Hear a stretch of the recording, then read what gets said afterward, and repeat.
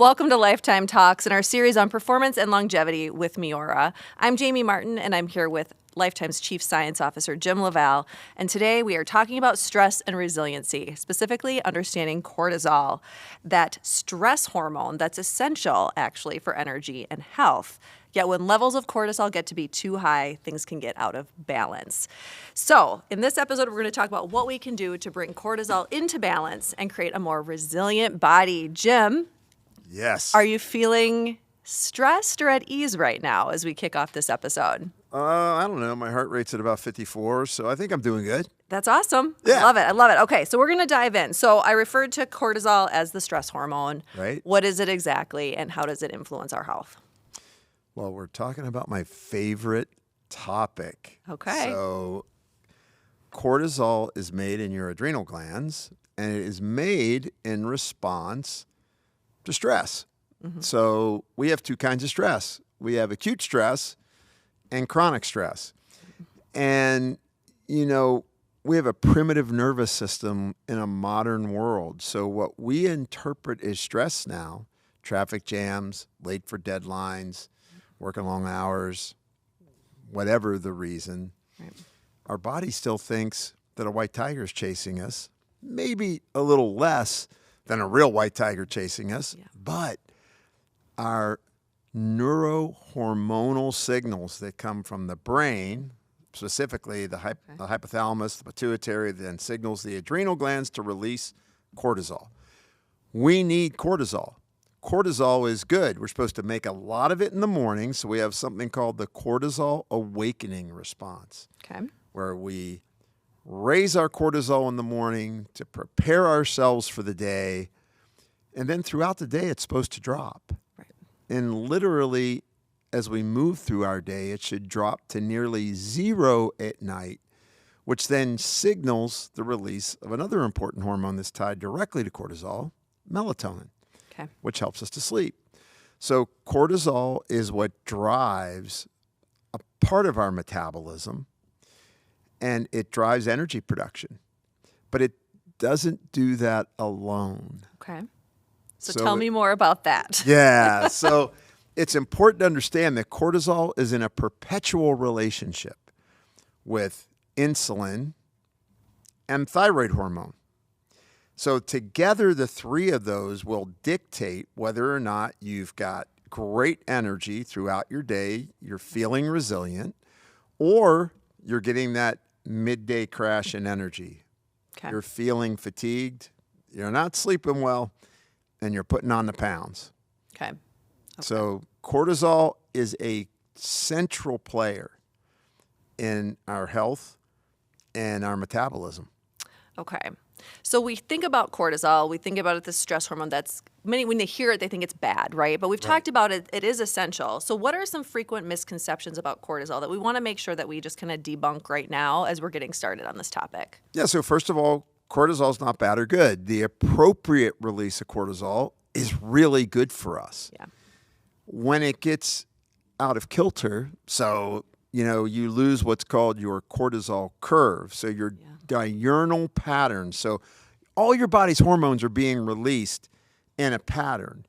And that release is controlled by something called, I'm going to use a big word, the suprachiasmatic nucleus. I've heard of this one before. It's tied to our, let's see, circadian rhythms, right? Exactly. Okay. So the suprachiasmatic nucleus is known as the master slave clock. Right. It's dictating all the other hormone signals of what's being released through the course of the day. Yep. Cortisol is one of the big things that can disrupt the suprachiasmatic nucleus, and now we're out of kilter with how and how much we're delivering sex hormones. Okay. What is our insulin response from our beta cells of our pancreas, in addition to gut health and gut hormone release. So cortisol is a central figure in how our metabolism functions. And the more it gets disrupted, the more it moves us towards a path of chronic conditions. A lot of times people think, oh, I'm not stressed because they don't need medicated. Okay. then that's the first weak link. Right. That's where we don't want to go. All right. But it's important to realize that, since the beginning of recorded medical history, Okay. the most valuable herb in every culture, since it's been recorded, Okay. thousands of years, has been the herb that helps people with stress. So that tells you how important even ancient civilization thought about being resilient to the impact, or what I would say the negative impact of too much cortisol. Now, the other thing to keep in mind is you can get to the point where you don't make enough, Yes. right? So then what, right? So then that's when you run into these are more big chronic problems where you lose your cortisol awakening response. You're not making enough in the morning. I don't know. There may be a couple people listening that go, I don't function without the first 3 cups of coffee. Yep. Absolutely. Right? And then it also can create where you have a low awakening response. And because of that, and you're just pushing all day and releasing that cortisol, losing that cortisol curve, it's called flattening of the cortisol curve, you end up with something called nocturnal hypercortisolism. I make too much at night. What so is you're that? opposite of what you should be doing, You're right? exactly like flipping opposite. it upside down. Okay. And what that ends up doing is creating sleep disturbances, because insomnia is a disorder of hyperarousal, meaning your brain takes on too much stress. You respond with too much cortisol throughout the course of your day. And when you go to sleep at night, your brain is convinced there's a white tiger in the room. Yep. So there's no way you're falling asleep then. You either fall asleep and you wake up at 3 a.m. thinking about the next day event, or you can't even get to sleep. So cortisol is a really important piece of the puzzle for longevity and performance health. Absolutely. How would somebody know when their cortisol is in balance versus out of balance? Like, what is it? I mean, you mentioned a couple of things, Sure. like you're not falling asleep at night. There's going to be some indicators, but what else in terms of balance versus Sure. imbalance? I mean, a big one, craving for comfort foods. We've talked about that a little bit on this podcast. Yeah. So when you're all of a sudden you get home from work and the first thing you're doing is rooting around for, is there a cookie? Yeah. Is there a row of cookies? Right? Can't just leave one. No, you don't want to leave one. And, I don't like even numbers, so I can't eat one. I've got to eat 3. Right. Or it could also be you're thinking foggy. So cognitive issues relate to that stress response. You could even be experiencing joint aches and pains, because when you create a lot of cortisol, you start triggering a lot of inflammatory cytokines, which then can lead to feeling, joint aches, muscle pains, those kind of things, poor recovery from exercise. Yeah. And then you could also have more frequent colds and flus during chronic stress. And in fact, we know that people with diabetes, when they get under stress, their blood sugars go up. If you're wearing a CGM, continuous glucose monitor, you may notice, oh, wow, I had a super stressful day and my blood sugars were going higher than what I thought they should have been for what I ate. Right. So those are issues. Another one is gut permeability changes. Yep. And how that happens is that, and you can do this even with just training. So, the harder you train, the more your cortisol response will occur.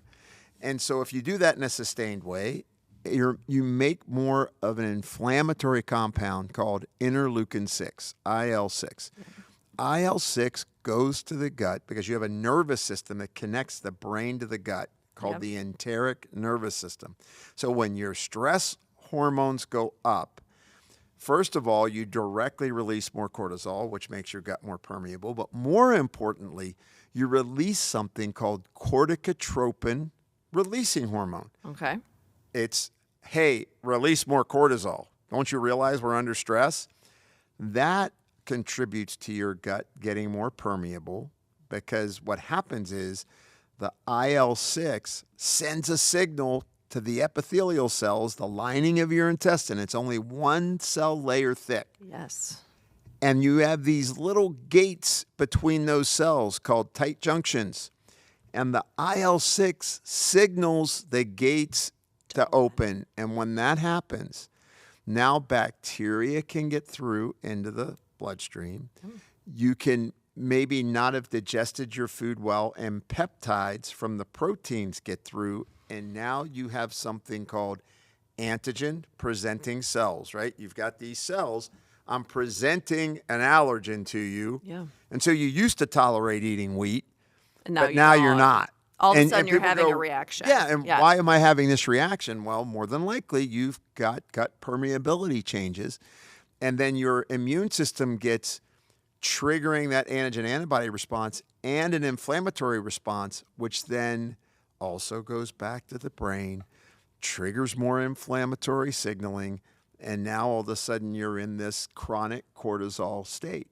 Okay. So what I'm hearing is like health effects when cortisol is out of balance. It can affect gut health, immune health, cognition, your brain health as well. What about cardiovascular health or other places where it could affect? I mean, just to continue on the story. So the immune system being big, because even things like risk for developing things like cancer, right? Your immune system, you get less able to make functional natural killer cells and T killer cells. So now you get a cold and flu.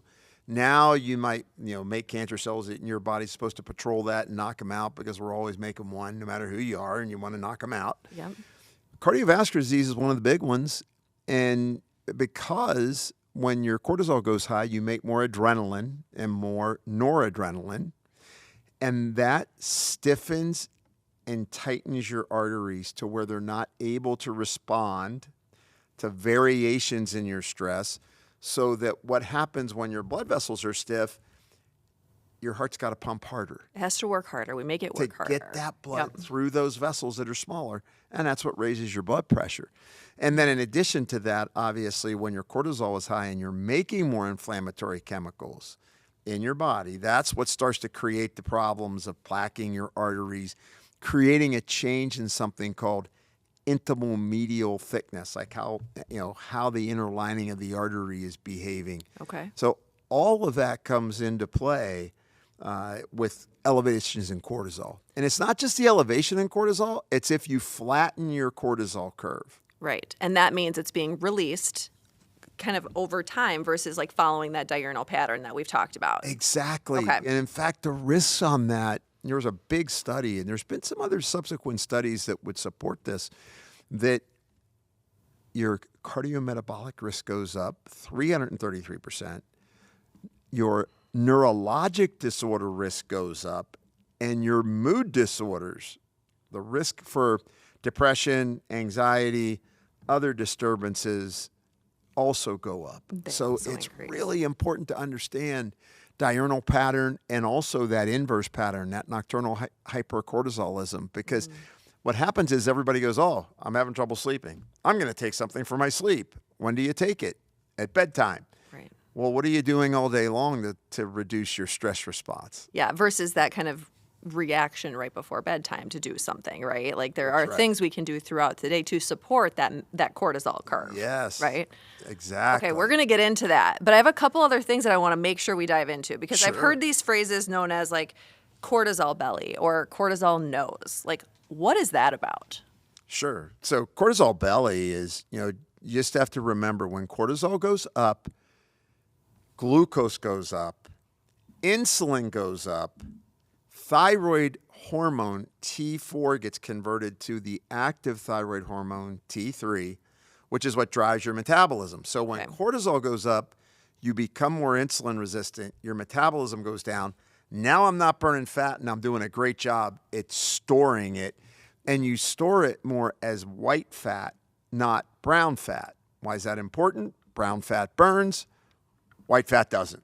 So we get more visceral fat. So that's cortisol belly, right? And actually was involved in a lot of the original research. 20 years ago, I was writing on that and actually doing research in that area. So I've been at that for a minute. Yep. Well, and just to clarify, because I know if you listen to past episodes, we've talked about how the visceral fat is metabolically Right. active fat. So we That's want to just right. make sure go back and listen to some of our previous episodes because you'll Sure. hear more on that in depth. Absolutely. And then the cortisol nose is when you start to get broken blood vessels. Ah, And okay. a lot of that has to do with the fact that when you get under a lot of adrenaline or noradrenaline, you reduce that blood flow actually to your nose and nasal tissues. One, you could get a nosebleed actually. And then that reduced blood vessel integrity ends up creating damage to your blood vessels. And just like you'll see that with people who are alcoholics, they'll have those broken vessels. You can get those broken vessels by being under chronic stress because of the lack of blood vessel pliability.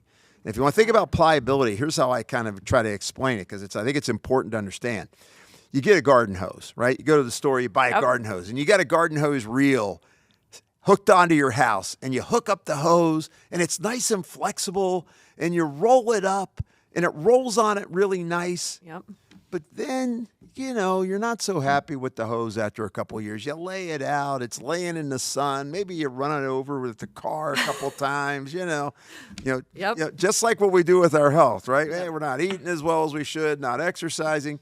The hose starts to get kinks in it, right? And now you go to roll the hose up and it gets kinked and it's not going back on the reel easy. Yep. That's where if you think of a garden hose as your blood vessels need to be pliable and flexible to meet the demands of varying blood pressure. If you're sitting, standing, working out, being at rest, whatever that is, like as we've talked about before, heart rate variability, resting blood pressure, what's your heart rate, right? So when the more damage that we start to create, and cortisol is one of the biggest things when it's unopposed or you get into that diurnal pattern loss, that's what damages our tissues and in particular our vasculature. Yep. So it's actually pretty amazing how important it is and how vital it is for us, but then how destructive it can be. So now what do we do about it? Because I know we've talked a lot. There's all sorts of lifestyle factors, but there are also, I'm assuming, like tests and blood things that can identify, like, hey, you've got a lot of cortisol going through your body. We've talked about salivary tests. Tell us a little bit about how do I know that I'm dealing with chronic stress or like my cortisol levels are out of rhythm? So we went through the symptoms. Yep. Remember, midday crash in energy, feeling overcommitted, feeling anxious, feeling stressed. Yep. Maybe the craving patterns. And when it's really bad, it's when you eat past being full in order to fulfill an emotional need. Yes. Right? That's called the reward deficiency cascade. Okay. And so those are some of the, and yes, I'm tired. Yes, I'm gaining weight. I'm cognitively foggy. My blood pressure is slightly elevated. So it's why you want to do those morning and night blood pressures every once in a while. At least do them once a month, right? Okay. Stay on top of that. And then we get into, well, what kind of lab tests? Right. So the most central lab test for the average person is look at your morning serum cortisol. Yep. And there's an ideal range. If it's too high, meaning you're at the upper limits of normal cortisol, or if it's too low, well, that tells you that, well, I'm either losing my cortisol awakening response or my awakening response is true dramatic. Okay. And a lot of times that can be caused by the fact that you're not sleeping restfully and you're not repairing your nervous system because of your sleep disturbance, right? Yep. So sleep, if we're not sleeping well, big problem. Okay, that's a whole other episode. That is a whole other that we're episode. going to get into. Okay. Right. But so right away you can think of cortisol, a morning serum draw. Okay. And then we like to look at DHEA sulfate with it because DHEA is the building block for all your hormones, your sex hormones, and for cortisol. Got it. And DHEA is important to protect your brain from the memory issues. So when your cortisol gets high, what happens is you start to, it's called dendritic retraction. The neurons go, whoop, I don't want any of that cortisol. Don't burn me. Right. Don't damage. Too much excitement here. And then DHEA protects the hippocampus and protects against that inflammatory response, which will actually swell the hippocampus. So you'll see a lot of times people will have relatively high DHEA when they're under a lot of stress, and that's a healthy thing because they've protected their brain.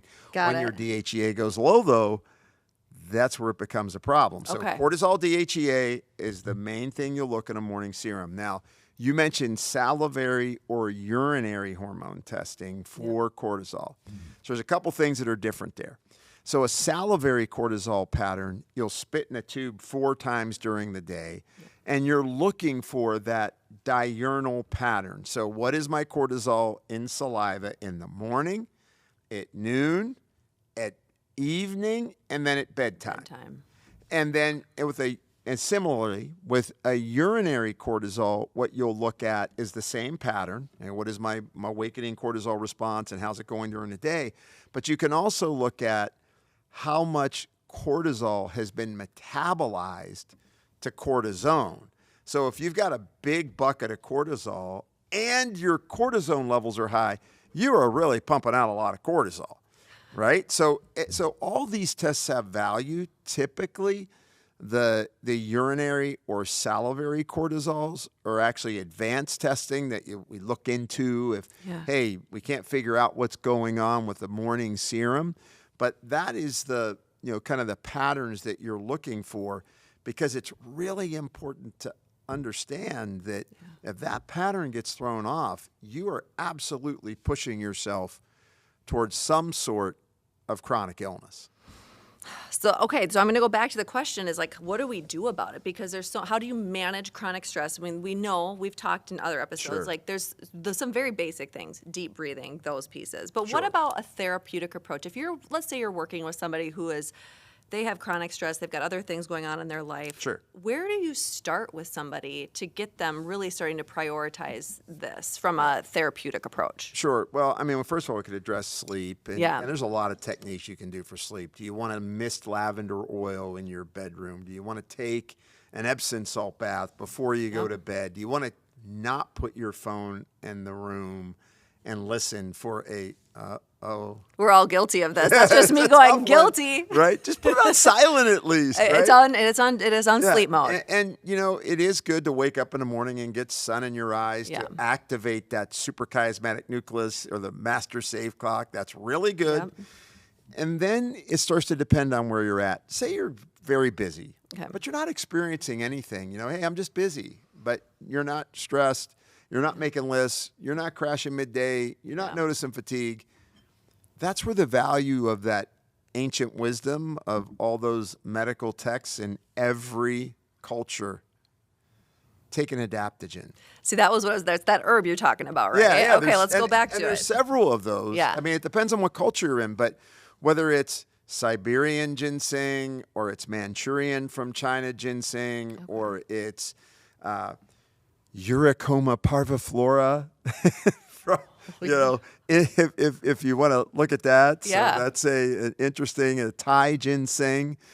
There's American ginseng. There's a lot of, rhodiola is another one, right? There's ashwagandha is, another famous one. So you could think about, hey, I want to take an adaptogen to keep me strong. Right. I want to stay strong because I know I'm pushing hard, but I want to make sure that my brain stays in what's called allostasis. So allostasis is the appropriate response to stress, and your brain sends the right signals out, and the suprachiasmatic nucleus or the master slave clock is happy, and everything is in sync.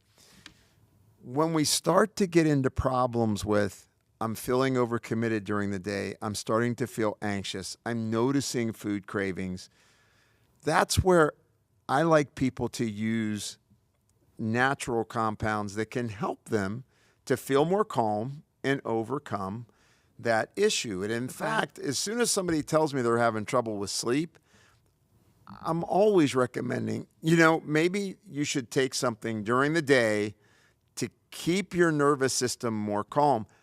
Not feel sedated, right?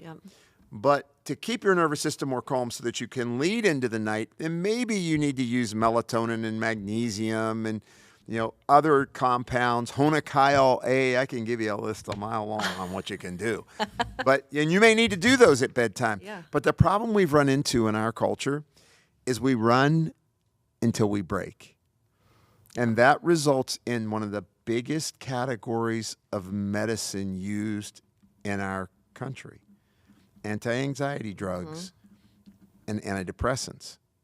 And our goal should really be is how do we keep our nervous system resilient so that we're not wearing down the circuitry of our brain.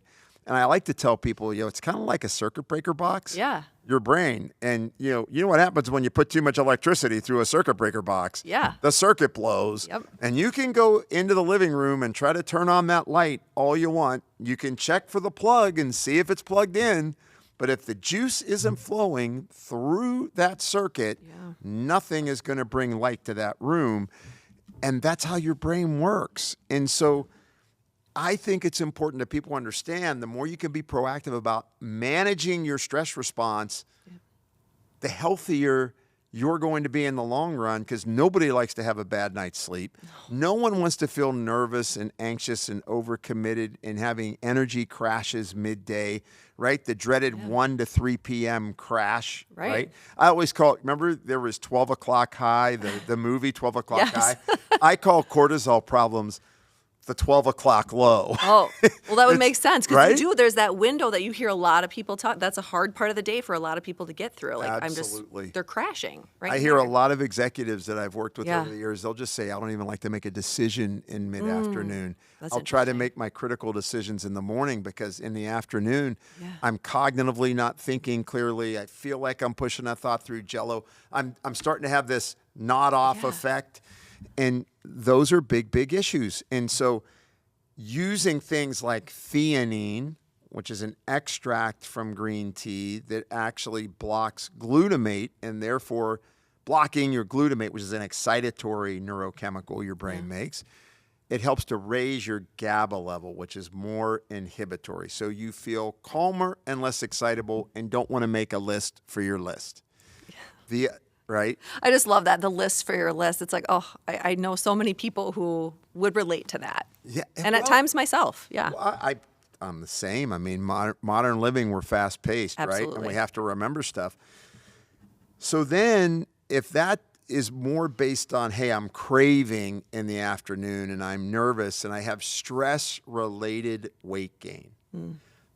The herb compound known as Relora has got, claims that are allowed to say, effective to help stress-related weight gain.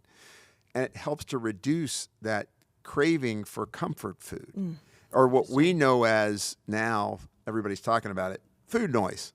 Yes. And so you can talk to people about, for example, weight loss. Yeah. And I've interviewed tens of thousands of people at this point in my career on weight loss and have overseen lots of charts regarding that, is that people will say, you know what? I do exactly what my clinician told me or my trainer told me until 4 o'clock. And then everything all the good habits are gone at that point. It falls apart. I'm picking at my kid's plate. I'm looking, I'm eating a few cookies and I'm eating a few chips. Now I'm getting into the ice cream. Before you know it, I look at my night and I just ate all my calories at night. And there's actually, I remember when this first came out, they called it night eating syndrome. Because when we don't understand why it happened, we call it a syndrome, right? Yeah, exactly. Now that term was from 25 years ago. And a lot of my research on cortisol kind of started 25, 30 years ago, and looking at that. And so it's really interesting because we just don't appreciate the effect of stress hormones on us. Yeah. And many times until it breaks. Until we break. Yeah. And you can do this through even training. Yeah. So, we always like to hear that term, you never overtrain, you just under recover. Well, both are true. Yeah. You can overtrain. And you can't under recover. And you can't under recover. Yes. It's not one or the other. Yep. And so you could even be slender. This isn't just about people gaining weight. You could be very slender. You could be an endurance athlete. Right. And you notice, I'm losing lean body mass, because one of the things that happens with cortisol is you get catabolic. Yeah. And you also can start to leach minerals from the bone, and you can literally start to get stress fractures, get osteopenic from this effect. And so it's really important. Measure your cortisol. Find out where you're at, because even if you're not feeling it yet, but you're a high performance person, high achiever, high performance, get a lot done, you kind of want to make sure you're managing that so that it doesn't start to trickle down into a problem where you notice either changes in your body, changes in your sleep, or more importantly, changes in your mental health. Right. And so again, and if you've been listening to this series for any amount of time, you're finding the interconnectedness with the topics we're talking about, right? I mean, we know that when it comes to stress management, there's so many things lifestyle-wise we can do to manage that. Sleep, exercise, movement, connections with community, like anything else that you would recommend for people in that space before we wrap up this episode? Well, the first thing is the find purpose in your life. And I think the biggest purpose is that we experience joy and we experience love and we have that sense of community. It's no surprise that people in long-lived societies like the Sardinians or Icarus, Greece, or Okinawa, Japan, Loma Linda, California, is that there's a real sense as people are aging of belonging and managing stress. They have a meaningful lunch. They sit down and eat. They're not rushing through everything, one thing right to the other. Yeah. And the other piece to understand is typically, look, plenty of studies have shown this. After a 10-hour workday, most people's productivity goes way down. Something I had to learn. Nowadays, unless it's something incredibly important, my work meter is turned off at 7 p.m. no matter what, typically 6 p.m. Because I've recognized that in my off time, I actually can end up problem solving just by letting things go and having a fresher mind for the next day. So find ways to reduce that stress to get a restful night's sleep. I think it's super important. Understand the relationship between cortisol, insulin, thyroid hormone, gut health, and then the term allostasis and allostatic load. When you have so much stress that now your brain's circuit board is now sending the wrong signals to the rest of the body.